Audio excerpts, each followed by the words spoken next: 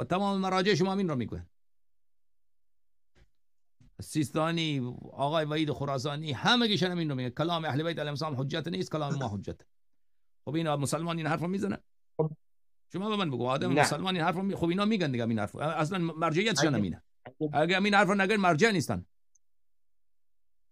خب مثلا از امیرالمومنین هم میگن که هیچ زندانی سیاسی نداشتن، نه پیغمبر نه امیرالمومنین، هیچ زمینی نفروختن در دوره حکومتشون، ولی اینها دارن زمین میفروشن. زمین هر که آباد کرد برای اونه، 1 متر 100 متر هر چیز تونستی آباد کنی مالک هستی. دولت حق فروش زمین رو نداره. اما همین صادق شیرازی ببین اعتقاد به انقلاب داره، اعتقاد به ولایت فقیه داره، اعتقاد به حکومت اسلامی داره.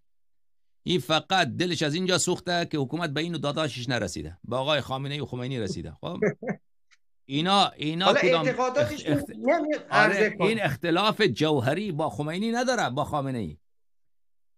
اینا همون چیزایی که خامنه‌ای و خمینی قبول داره اینا هم قبول داره.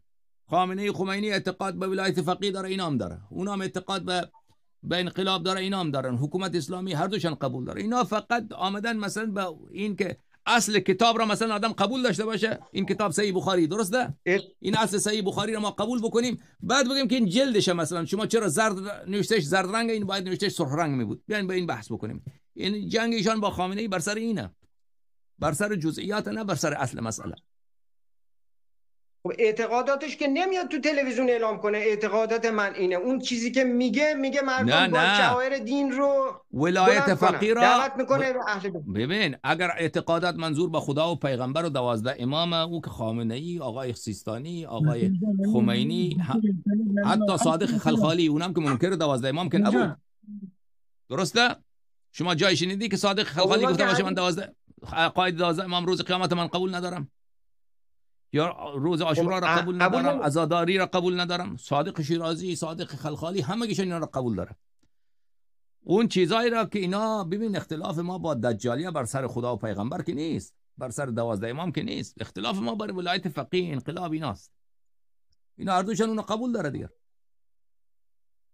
اونها مردم رو دعوت نمیکنن به سوی حق، اونها مردم به سوی خودشون دعوت میکنن، میگه از ما تقلید کنید که الله با خدا میدونه که تمام مراجع مردم را به سوی خود دعوت میکنه. همین صادق شیرازی اینقدر، این گروه شیرازی اینا اینقدر حریصن بر این که مردم از اینا تقلید بکنن که حساب نداره. اصلا کاری نامینه. آره عکس خود چاپ بکنین بر اون بر بفرست، کتابای خود داداش چاپ بکن، اون کتابایی که هیچ ارزش علمی نداره اونا رو با پولای گزاف چاپ بکن، هر جا بفرست.